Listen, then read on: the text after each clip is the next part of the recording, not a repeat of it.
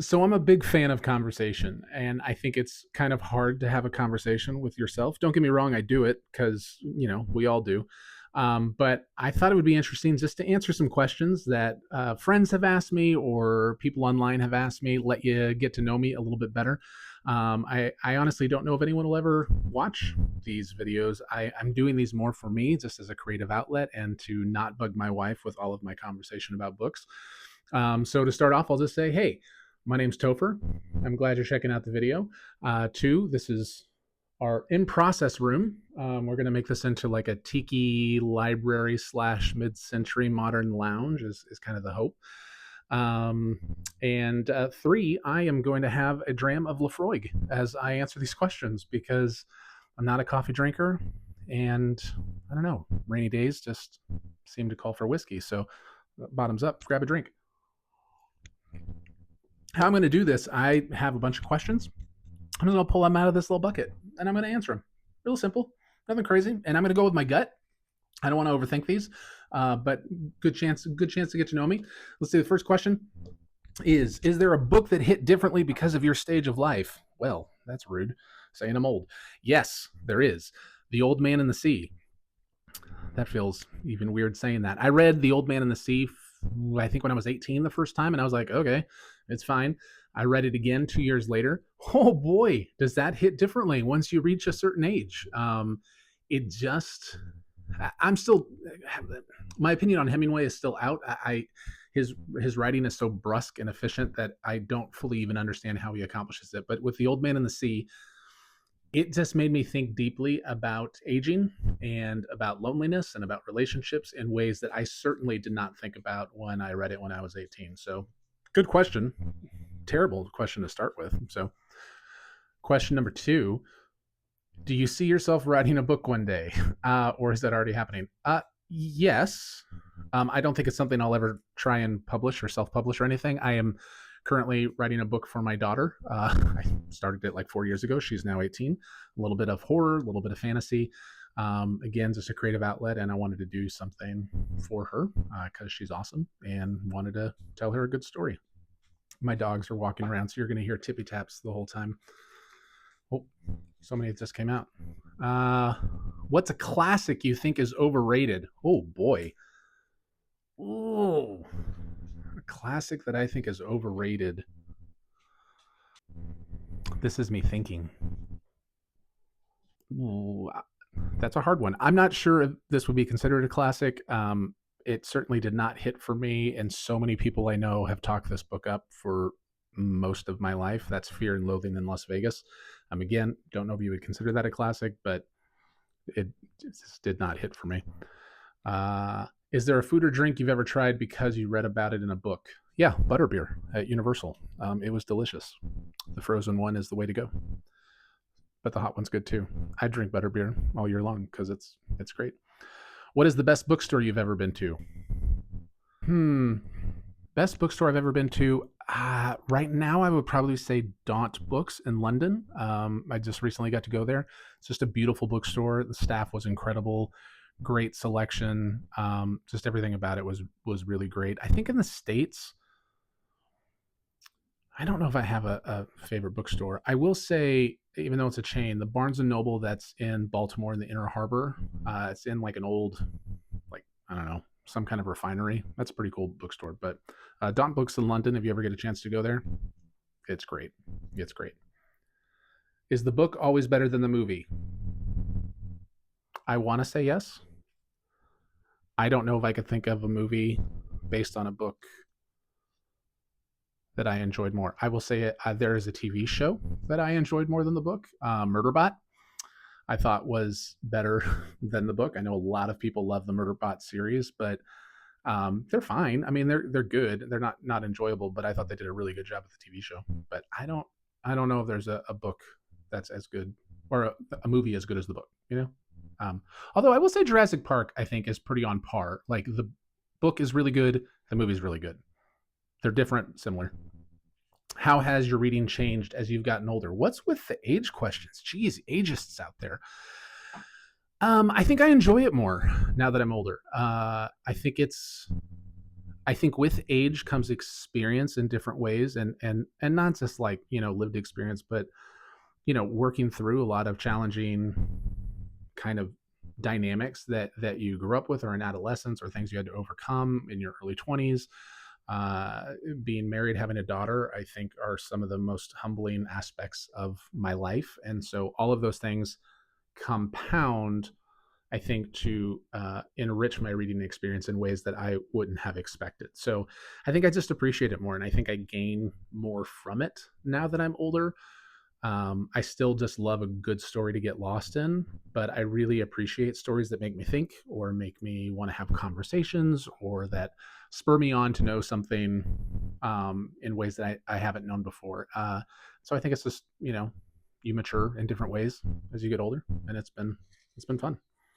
And I definitely make more time, and I have more money. I mean, I'm not a baller by any stretch of the imagination, but I, you know, I don't have an allowance. I could actually spend my own money.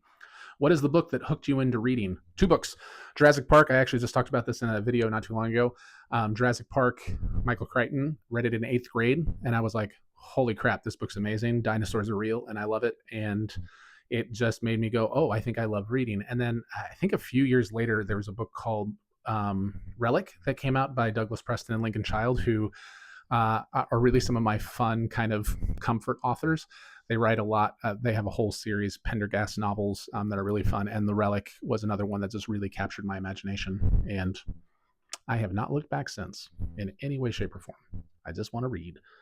If you could have dinner with any author, alive or dead, who's at your table and what's being served? Gut response would be Eric Larson, who writes narrative nonfiction. He's written really quite a few books that I love. One of my favorites, The Devil in the White City, I recommend all the time to people. What's being served? I don't know. I like to cook, so whatever Eric would want, I'd try and cook it for him, because I just would want to pick his brain and understand his process of how to make history and stories come alive in such a way that it feels like you're reading fiction. And he is just incredible at that. If you've never read anything by Eric Larson, I honestly don't think you could go wrong. But Devil in the White City is my favorite. What's the book you always recommend when someone says, I don't know what to read next? Project Hail Mary. Not even a question. Since I've read that book, I think I have recommended that book every week since I've read it, I think, at this point. It is so accessible. It doesn't matter what kind of genre of literature you like. Every person I know that's read it has enjoyed it. It's good. If you've not read Project Hail Mary yet, what are you doing with your life? You should read it. True or false? Just because a book is important, in quotations, doesn't mean it's actually good or enjoyable to read. All right. Just because a book is important doesn't mean it's actually good or enjoyable to read. I'm going to take a sip of this before I answer that. I'm going to say true. There are a lot of books that I think can be important because the topics they touch on. That doesn't mean they're fun to read, whether that's because of content or writing style. And it doesn't make them good. The concepts and the issues that they bring up, probably good, but execution still matters to me. That's one of the most frustrating things to me, is when someone tells me I should read a book because it's super important, and it's so poorly written, or so much of a slog. Like it's just a burden rather than something that I feel like I'm actually growing or learning from. Rapid fire. Oh, okay, I see what they're doing. Okay. Rapid fire. Fantasy or sci-fi? Fantasy. Literary fiction or historical fiction? Literary fiction. Young adult or children's literature? Children's literature, all the way. I have nothing against young adult. I like a lot of young adult books. I think there is so much wonder and power and magic in reading children's literature as an adult. It reminds you of childlike wonder and hope and innocence. And I think that is something that all of us need to be reminded of on a regular basis, because we live in a funky world. I think there was one more. Horror or mystery? Oh, crap. I don't know if I could choose. I probably read about the same amount in both categories. I don't know. I can make an argument for both. So I'm not going to answer that last one of horror or mystery, because I like them a lot. Do you DNF books or do you power through no matter what? I don't DNF. I have nothing against people that DNF. Don't judge them at all. I don't know how. I'm a completionist. Like if I play video games, right now I'm playing Silksong, so good. I do think it's harder than Hollow Knight, but I want to get 100% or 110%, whatever is there. So I do a lot of research before I read a book to see if it is something that I would enjoy, or I take reading recommendations pretty seriously. But I don't DNF. I would like to. I understand the reasons to, but once I start something, my brain will freak out if I don't finish it, for sure. Do you read multiple books at once or one at a time? It depends. I don't know what voice that was. Generally, I'm reading 2 to 3 books at any given moment. However, if it is a super chunky book or something that I know that a lot of people have hyped up, or if it's something that I think is going to require a lot more of me as a reader, I will definitely kind of focus on just the one book. But I like to keep a pretty good clip. And my personality is one that I get bored really easily. It's probably the ADHD brain, who knows? But I just get bored really easily. So I have to have, I don't want to say I have to have, I've cultivated a sense of like variety. I just appreciate variety. So yeah, generally reading 3 books at any given time. True or false, book talk has ruined some books by overhyping them. Um, I'm not on book talk. I find social media as a whole an unhealthy place for me to be, so I generally am not on it. However, I don't think that book talk can be blamed for ruining books. I think, if anything, book talk has probably given a lot of unknown authors a real boost and an opportunity for further connection. I think the problem really lies more with our own personal expectations, or kind of what the publishing industry tends to do, because capitalism, where they just chase after the next thing. Like, how many, I didn't care for Fourth Wing, let me say that, even though I'm using this as an illustration. How many publishers are just like trying to push out Fourth Wing-esque books just to increase sales, right? So I feel like in that regard, but I don't blame book talk for that. I blame the publishers. I blame the machine.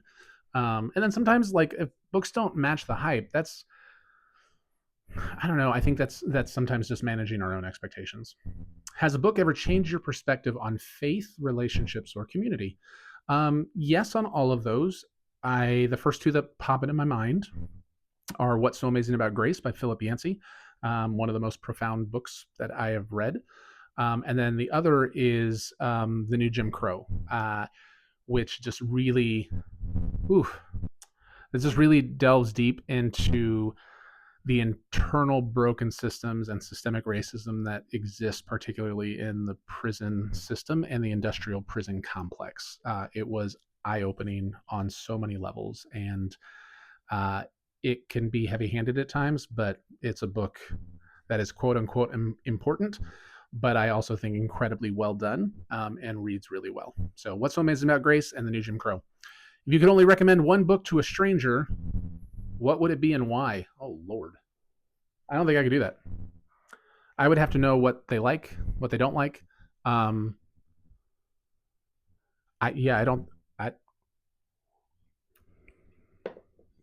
don't think I could do that. I would have to have more information. So I'm not going to answer that. I don't think. Maybe I will later. But I don't think I can answer that. What's an underrated book you wish more people would read? Actually, it would be this one. It's called The Mythmakers by John Hendricks. It is kind of it's like a graphic novel mixed with a story, and it really follows the relationship of J.R.R. Tolkien and C.S. Lewis and their friendship at Oxford, and how they really like encouraged one another in their writing process, as well as kind of the disillusionment of their friendship, or the disillusion of their friendship. The Laphroaig, it hits. But it is really good. If you're a fan of C.S. Lewis, if you're a fan of Tolkien, what Hendricks does is pretty special. I think there's definitely some author liberties taken in there, but it's delightful. It gives a lot of kind of history. It's done in a fun and unique way. And it just made me appreciate those two authors even more, which I already appreciated them a great deal because they've kind of been formative in my life in a lot of different ways. Favorite book you read in school? Easy. To Kill a Mockingbird, still one of my favorite books. I'm glad it is required reading for many people. I think Atticus Finch is one of the best characters in literature, and I will stand by that until I'm dead. What's your go-to comfort read or reread? That's interesting. What's my go-to comfort read? I would probably say The Hobbit or The Lion, Witch, and the Wardrobe. Again, just formative. I love them. I will talk about them. I will read them often. Yeah, so I think those would be it. Hobbit or Lion, Witch, and the Wardrobe. If you could experience one book again for the very first time, which would it be? That's a good question. Two books come to mind, both fantasy, although very different. The first would probably be Harry Potter and the Sorcerer's Stone. I mean, I read it when I was 18, but that book just captured me. Like, I loved being swept away, like your first exposure to Hogwarts and Diagon Alley and all that kind of stuff. I just thought was great. And then the other would probably be Fellowship, Fellowship of the Ring. I love all of the Lord of the Rings, without question, and Return of the King gets me choked up anytime I read it or see it. But there is something about Fellowship that just, it gets me. And I remember the first time I read it as a teenager, just being entranced and swept away. So I think those two would probably be it. Maybe The Shining as well. I have a soft spot for The Shining. I really enjoy it. The dogs are about to eat something they shouldn't. Should authors keep expanding series, spin-offs, prequels, sequels, or leave a good thing alone? I don't know. They're the author. Let them do what they want. Doesn't mean you have to read it, right? I think The Hunger Games is a really good example. Love the original trilogy. Didn't care for Ballad of Songs and Snake Birds and Dragons or whatever the crap it was called, but really enjoyed Sunrise on the Reaping. So it's their work. It's their art. It's not for me to say whether or not they should do it. It's up to me to say whether I'm going to read it. True or false? Audiobooks don't count as reading. Okay. So here's the thing. I get the argument. And I used to be in the camp that would say audiobooks don't count. But as someone who communication is a part of my job and part of my career and what I do in kind of real life, the reality is narrative spoken story was the primary means of communication for thousands and thousands of years before books ever existed. So, and if I'm not mistaken, I could be, but I think I remember reading and studying that the parts of the brain that light up when you hear a story versus when you read a story are the same. Now, we receive that differently, obviously, but on a very practical level, does it count as reading? No.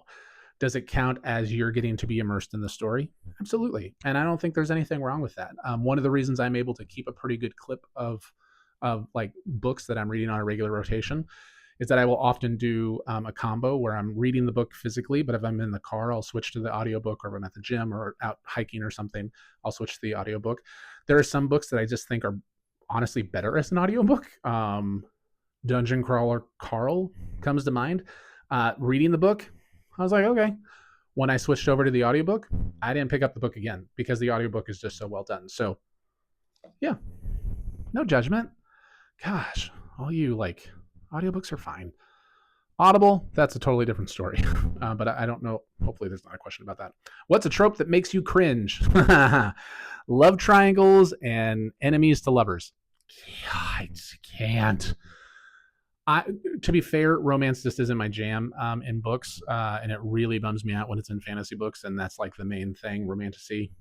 That's not my bag. I just love triangles, drive me crazy, and I get that those exist in the real world. I get that enemies to lovers exist in the real world, but for whatever reason, those two tropes, they are the things that if I was going to DNF, that would be the reason I would DNF it. Do you write in books, tab them, or keep them pristine? I don't even like to bend pages. I get worried when other people borrow my books. I like them clean. I don't dog ear. To be fair, I didn't learn annotation until recently. I wish I would have, because I do think there's a lot of benefit that comes with annotation. So when I see people using like post-its and post tabs and stuff like that, I'm like, that's great. But I like my books to be well read, but still looking new, for sure. What role does reading play in your daily life? Escape, learning, and community, or community? All of the above. I've really made it a point. I've tried to work on my habits and kind of work past some bad and unhealthy habits and replace them with kind of good habits. And I do think reading is a habit. It's easy. I will say it's easy for me to fixate, which can then become a different problem. But by and large, I think reading more and making time to read and building that discipline has had the effect of building discipline in other areas of my life, which I think is great. And I think just reading in general helps you,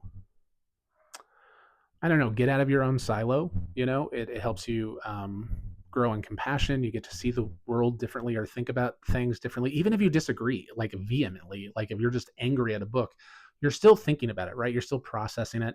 And I think there's a lot to be said about that. I do like, I love a good escape book, like where it's just pure escapism.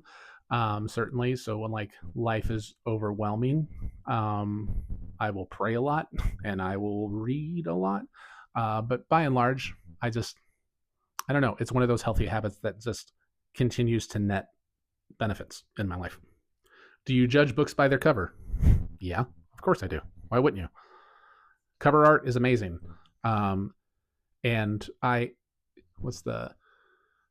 so many books I have judged, I have picked up because of the cover and have ended up loving them. There's always those that I didn't love, but yeah. Coffee, tea, or something stronger when you read. I'm not a coffee person. I'm a weirdo. My wife loves coffee, everything about coffee. I do like tea a lot. So I would say probably tea or whiskey, by and large, would be the things I would drink, or a sparkling water. I love me a sparkling water. Love it. Or a gin and tonic. I like those as well. What's a wildly popular book you just didn't get the hype for? Babel. Talked about it in a previous video. I think it's good. I think R.F. Kuang is a fantastic author and gifted writer. I don't think it's as good as everyone says it is. I think the story takes a huge backseat to all of the other things that she as the author wants the reader to know. And that's a bummer for me. Favorite villain? Oh my gosh. The Overlook Hotel. Nope. Pennywise. Nope. Overlook Hotel. Nope. Yep. Overlook Hotel. I'm terrified of clowns, actually, so Pennywise is too close to home. But I think having the Overlook Hotel essentially be a villain, be the main entity that is causing all the problems. Is this the last question? It is. I don't know. I think Stephen King, there's a reason that he is masterful with, lots of genres of literature. What genres do you reach for most often, and which do you avoid? There's not much that I will avoid, honestly. I'm not one to just stick in one genre. I will read just about anything if the recommendation comes from someone that I trust. But I love fantasy. I love horror. I love mystery. I like literary fiction. I'm not a huge fan of historical fiction. I'll read it. Even romance, like if one of my friends was like, dude, you need to read this, just read the book. I mean, I'd still probably read it. So I'm kind of game for anything. For me personally, I get that some people kind of stick with one genre. I don't know. That's like having only one type of friend to me. I like to be exposed to a lot of different ideas and types of storytelling. I love the creativity that comes with the different kind of genres. Like there's a lot of things that you could do in fantasy and sci-fi that just obviously wouldn't make sense in literary fiction. I like magical realism. Like, oh, there's just so many things about it, and I don't want to pigeonhole myself. I think one of the reasons I enjoy talking about books as much as I do, and why it's easy for me to connect with people over books, is because I have such varied interests. So, um, romance is probably the one that I don't pick up the most, just because it doesn't interest me, and if I'm going to read it, it's because someone has suggested it or has asked me to read it. But all the rest are pretty fair game. Yeah, so that's all the questions. That didn't take too long, right? I hope. Anyway, that's a little bit about me. That's Q&As. Again, my name's Topher. If you found this channel, I'm glad you're here. I'd love to hear some of the answers to these questions that you might have. Share them down below. Again, I don't know if anyone will watch this, but this is just fun for me to do. It's a way to put out some creativity and just some of the books that I love talking about and sharing some recommendations. So, yeah, I hope you have a good day. And if it's rainy or sunny or snowy or windy, blustery, or any of the other kind of things that come with weather, I hope you have a great day, and I hope you find a great book to read. Cheers.